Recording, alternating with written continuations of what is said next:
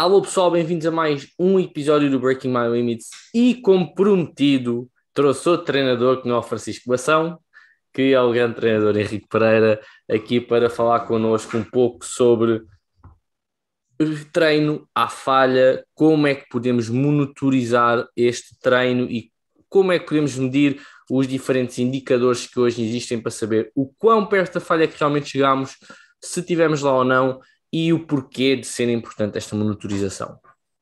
Portanto, hoje eu e o Henrique vamos estar a debater sobre esse assunto aqui nos próximos 15, 20 minutos para vocês terem ferramentas que podem usar na prática no vosso treino. Portanto, está aqui Henrique, como é que estamos? Já não vinhas aqui ao podcast há algum tempo? Eu estava com saudade já. Tranquilo. Vamos a mais um debate técnico, né? Trazer conteúdo para a galera. Hoje é um tema bem mais prático, às vezes, do que normalmente eu me apresento para conversar. Então, normalmente os assuntos que eu sou convidado são um pouco mais densos, hoje é muito mais prático. Aí vai facilitar a vida de todo mundo.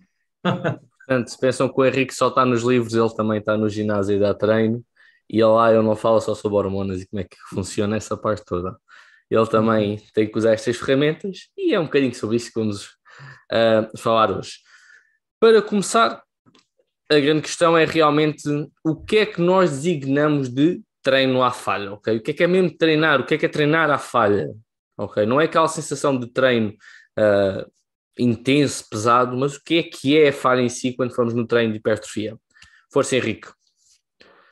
Assim, no contexto, né, se erra muito no que é treinar até a falha e treinar em repetição de reserva.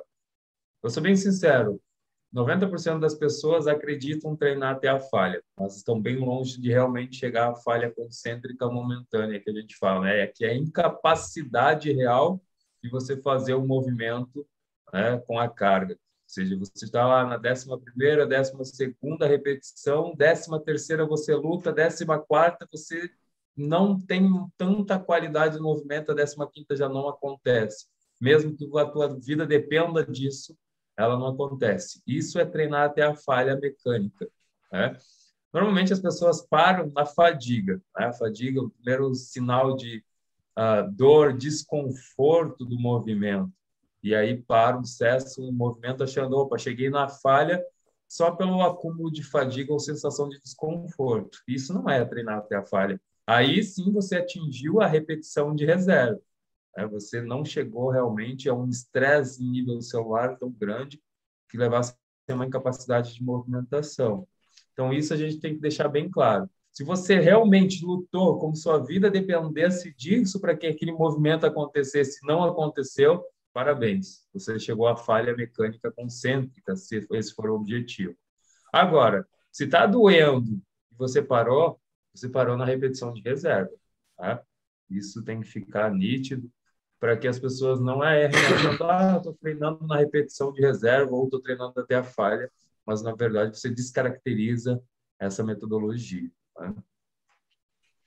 Acho que respondeste lindamente e até começaste logo a dar aqui já um passo para a próxima pergunta que eu ia colocar no podcast, que era, ok, o Henrique deu aqui esta explicação, ok, que até foi bastante objetiva e bastante prática, como é que vocês podem ter aqui estas sensações um bocadinho subjetivas do que é o treino à falha, mas para todos os efeitos nós quando queremos um bocadinho mensurar isto ao longo, por exemplo, de uma periodização, num bloco de treino, o que é que nós podemos usar aqui para trabalharmos aqui o quão perto da falha estamos ou não?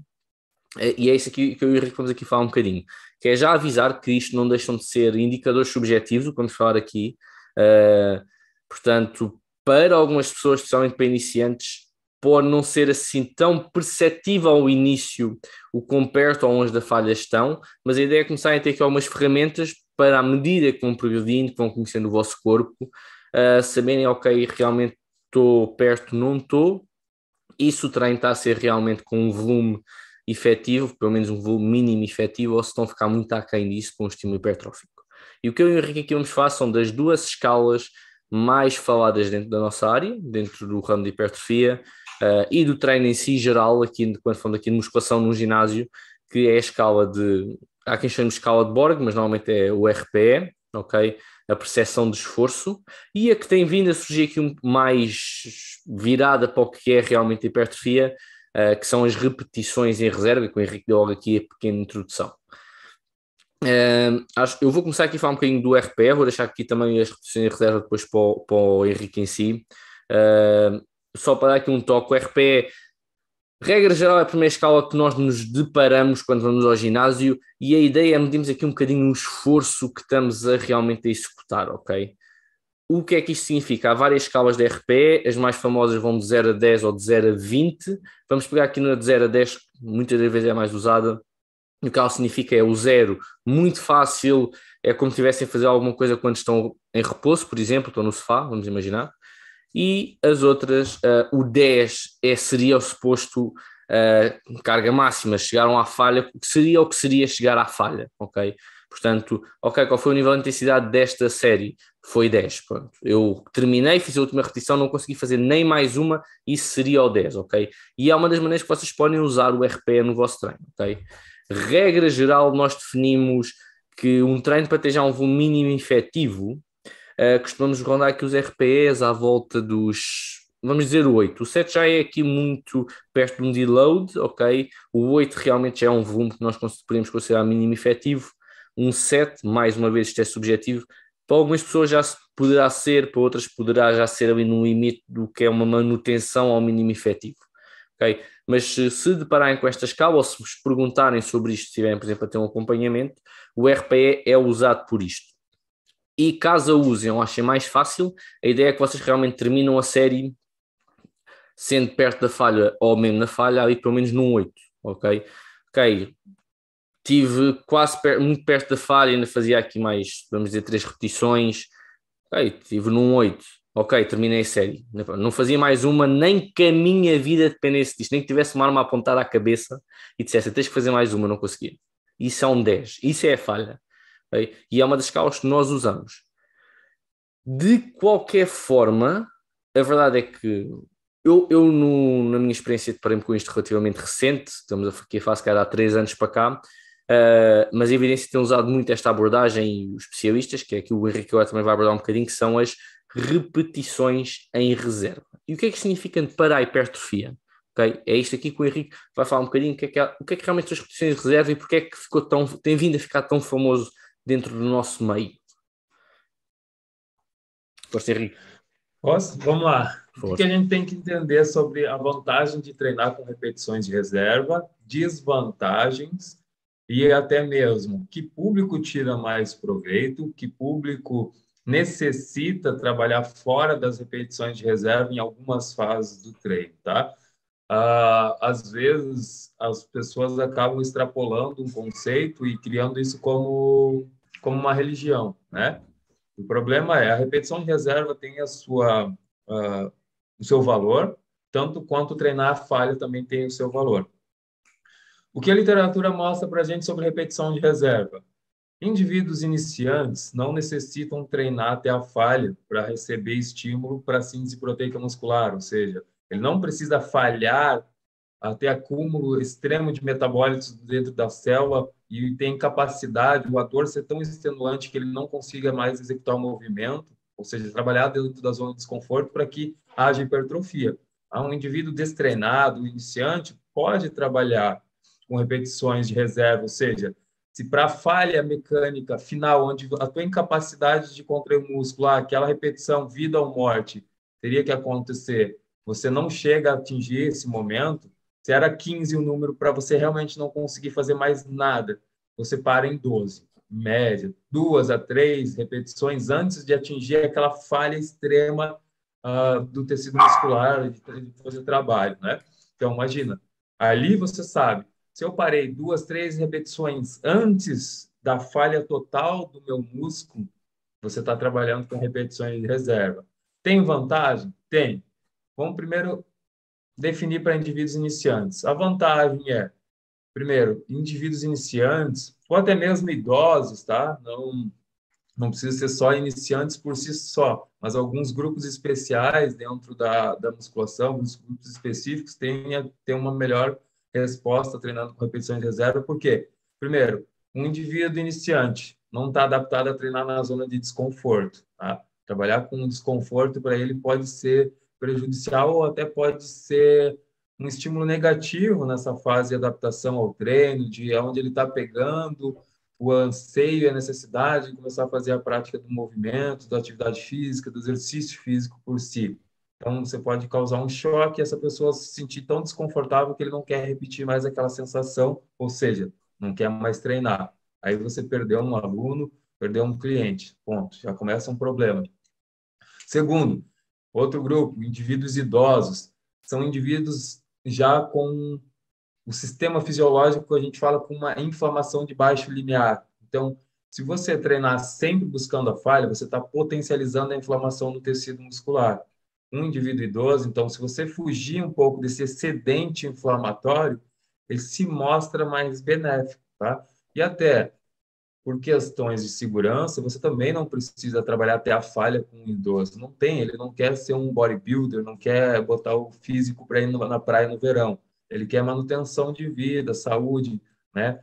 Diminuir os processos de sarcopenia. Então, com o próprio exercício físico, trabalhando dentro da margem de repetições de reserva, você consegue manter densidade muscular e atenuar o processo de sarcopenia. Então, se a gente vê já de início, a gente tem dentro de dois públicos iniciantes e sensíveis ao treinamento. E aí é quando a gente fala em indivíduos treinados.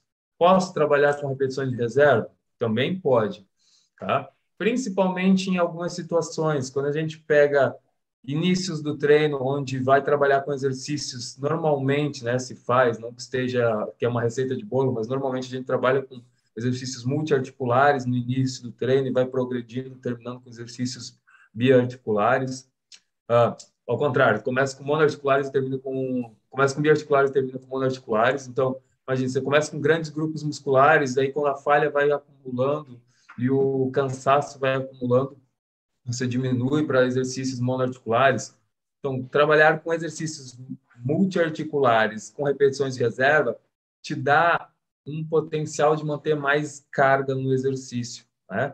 Você mantém não só a carga, mas prioritariamente mantém o volume de repetições, que é algo fundamental. Então, se você falhar, trabalhar sempre a falha. Imagine o agachamento do teu aluno, que é um indivíduo avançado. Trabalhar com altas cargas, alta intensidade, buscando a falha, o acúmulo de fadiga é tão grande que provavelmente o volume das repetições seguintes das próximas séries seja prejudicado. Então, ele vai diminuir drasticamente o volume de repetições pelo acúmulo de fadiga. Quando você trabalha com um indivíduo altamente treinado, com repetições de reserva em alta intensidade, você consegue nivelar praticamente todas as séries com o mesmo ou uma mesma margem de repetições, entre uma oscilação de 2 a 3 repetições para mais ou para menos. Então, você não tem um decréscimo tão grande de repetições. E aí você também tira proveito, porque tem maior tempo sob tensão, você está ainda trabalhando com estresse metabólico, né? Foge de dano muscular excessivo, tá? Então, há uma vantagem. Porém, e agora eu entro numa conversa mais aprofundada, que é os estudos também mostram que indivíduos treinados e altamente treinados, em algumas fases do treino, necessitam treinar até a falha, tá? Por quê?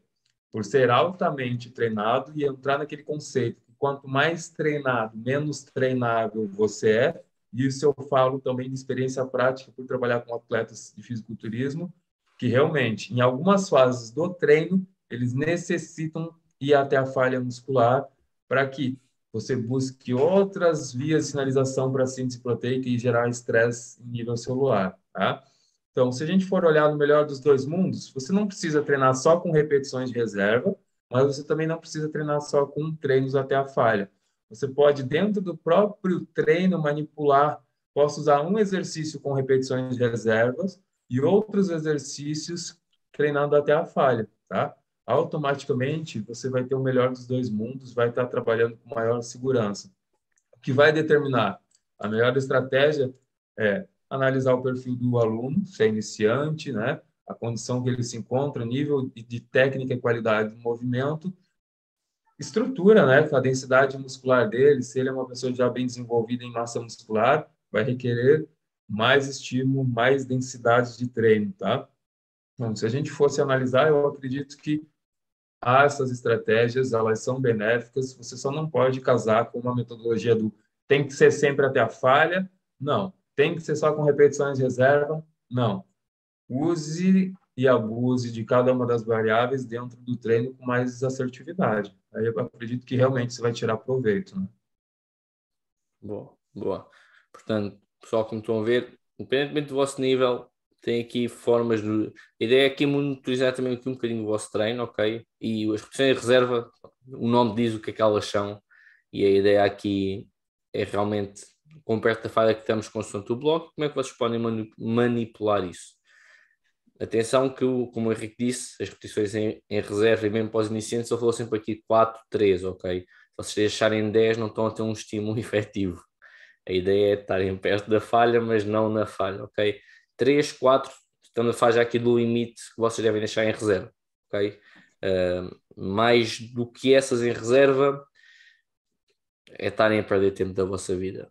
Lamento informar. É estarem a perder tempo.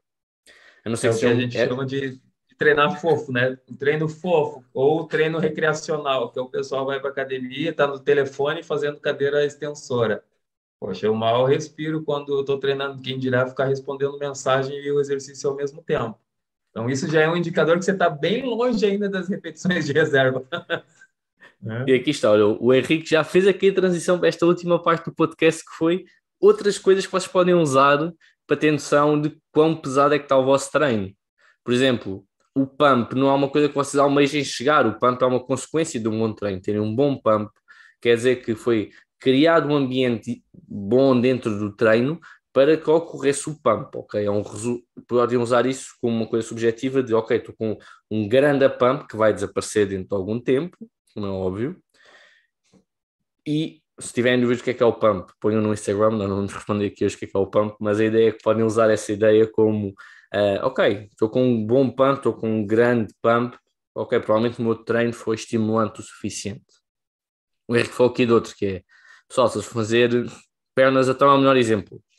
Vocês vão fazer pernas, estão a fazer perto da falha ou na falha, e saem de lá, pegam no telemóvel, ou levantam-se, parece que acabaram de se levantar da cama, é impossível. É impossível terem treinado perto da falha. É impossível. Eles treinam pernas e ainda têm que ficar ali mais um minuto sentados a respirar e a pensar o que é que vão fazer a seguir. Ok? Isto são aqui fatores subjetivos que vocês podem usar para saber, ok, realmente treinei bem, não treinei. Treinei fofo, como o Henrique disse, ou não. Ok? Henrique, tens aí mais uma ou duas coisas que normalmente tu vejas que posso, ok, olha, eu uso isto para ter a percepção que se realmente treinei bem pesado, ou que os teus alunos comentem que tu dizes, ok, isto realmente aconteceu porque vocês fizeram um bom treino efetivo. Assim, eu trabalho muito com a percepção subjetiva de esforço mesmo, né? Com escala de Borg mesmo, ou até mesmo a percepção visual, né? Você depois começa a analisar, começa a entender o perfil do teu aluno, já começa a entender. Bom, agora eu sei que ele chegou no nível próximo da falha ou a exaustão já está mais acentuada. Hiperventilação, dificuldade para falar, quer ficar sentado, né? Não quer levantar e sair sambando. Oh, esse é um indicador que o treino de perna pegou. O que às vezes eu até brinco com alguns alunos meus, principalmente no treino de perna, é fácil. Mando ele agachar. Saiu da barra, eu digo salta. Vamos ver quantos saltos você faz. Se ele tentar saltar e mal o calcanhar sair do chão, ótimo.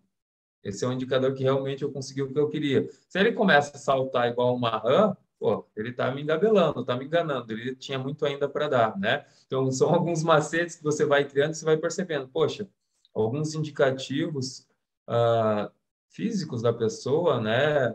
Rubor, densidade, vermelhidão no rosto, já é um indicador de que ele está realmente... A temperatura do corpo aumentou, hiperventilação, são sinais bem claros que você pode utilizar para saber a magnitude da fadiga e como é que está repercutindo o treino dele. Se ele sai normal, cantarolando, cara, é que alguma coisa está errada. Então, às vezes, se você quer realmente trabalhar até a falha ou próximo da falha, você vai ter que mudar ou ajustar alguma coisa ou outra ali, né?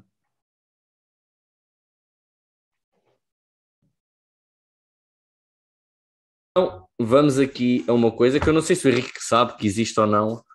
O Fragoso ficou muito admirado, que foi vamos à famosa segunda parte do podcast, que é a pergunta da semana.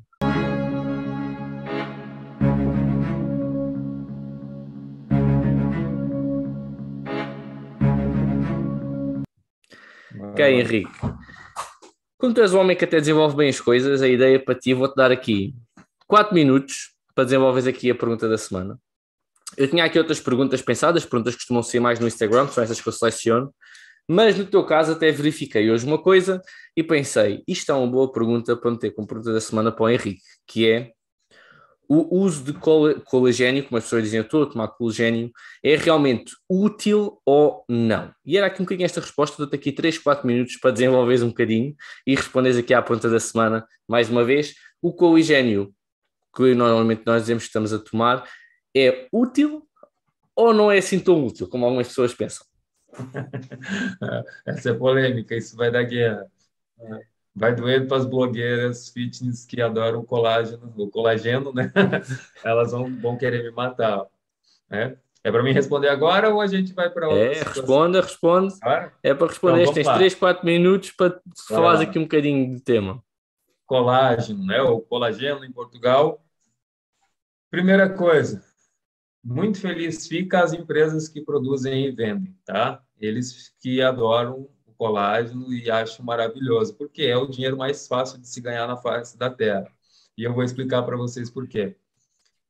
Toda proteína que você come, uma carne, seja um frango, seja ovos, sejam derivados lácteos, leite, seja de soja, vegetal, tofu, seitan, toda a proteína ela é metabolizada e quebrada em cadeias menores que são aminoácidos, tá?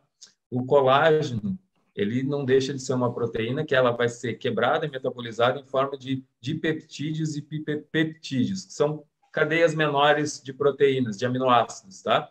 O que acontece? Quando você come uma proteína, essa proteína é quebrada em aminoácidos pequenos, né?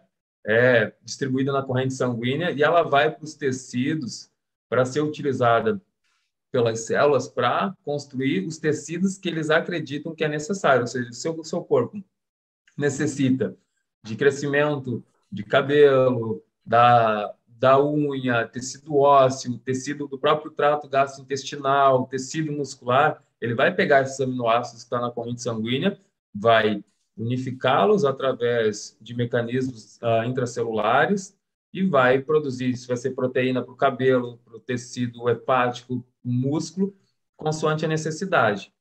Quando a gente pensa no colágeno, ele vai quebrar o colágeno em aminoácidos, e esses aminoácidos, o seu corpo não vai entender, opa, ele comeu o colágeno, então ele quer que eu recupere isso na pele para recuperar o colágeno do tecido dérmico. Não, ele vai pegar aqueles mesmos aminoácidos, no mesmo conceito que você teria de ter consumido colágeno ou um pedaço de frango, ele vai quebrar esses aminoácidos e vai utilizar para recuperar o tecido que ele achar que é necessário. Se vai ser cabelo, pele, que é o que você queria, vai depender do teu organismo. Se você tiver um déficit proteico, o que vai acontecer? Seu corpo vai pegar aquele colágeno e ele vai dar prioridade para tecidos nobres, tecido cerebral, tecido cardíaco, tecido hepático, renal, né? Tecido muscular, se ele achar necessário.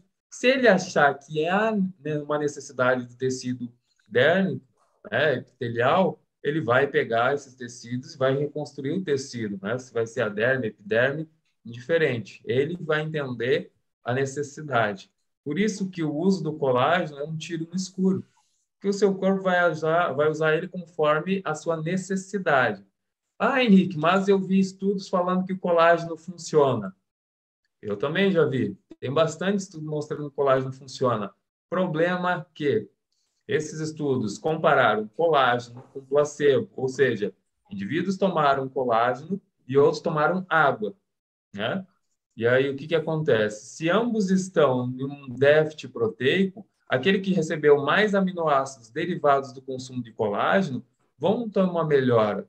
Se vai ser só para o tecido da pele ou os outros tecidos, indiferente. Você está suprindo uma carência, enquanto o outro estava tomando água. A água não tem aminoácido, então já começa aí um viés de erro gigantesco, tá? Então você tem que ter atenção em fazer uma leitura de um artigo e olhar qual era o padrão que foi utilizado no grupo controle. Outra questão, boa parte desses estudos que mostram que o colágeno era positivo não teve controle dietético, mais um viés de erro gigantesco. Ou seja, se eu não sei o quanto entrava de proteína na dieta para cada pessoa, quem é que me garante que aquele percentual positivo de que o grupo que estava com colágeno foi melhor do que o grupo placebo, realmente não foi porque esse grupo aqui, além do colágeno, tinha mais consumo proteico. Tá? Então, já começa mais um viés de erro. E outra, gêneros. Alguns grupos que são utilizados para estudos são muito misóginos, não são pareados, ou seja, tem idosos, tem adolescentes, tem mulheres adultas, tem diferentes etnias, asiáticos, afro-americanos, caucasianos, e a gente sabe que existe uma diferença também genética, potenciais diferenciados na utilização de proteína, até mesmo entre grupos. Então, vocês percebem que existe um viés de erro tão grande que quando a gente vai pegar revisões de meta-análise sobre colágeno, de 1.000 e poucos estudos que tem, às vezes passam 14, 15 realmente que tiveram um controle e diminui o viés de erro. E aí, desses 14, 15, não mostram um resultado expressivo com a utilização de colágeno, tá? Então, sinto lhe dizer, se você toma colágeno, você está só deixando a empresa suplementar mais rica.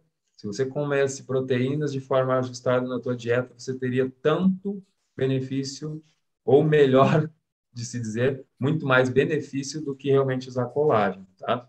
Essa é a visão, não só minha, mas é a visão da literatura. Então, querem aprofundar, sejam um pouco mais críticos e não sigam tantas blogueiras fitness, sigam o pessoal da Break My Limits, que vocês vão para o sucesso. Portanto, como estão aqui a ver, pessoal, esta é a resposta à pergunta da semana.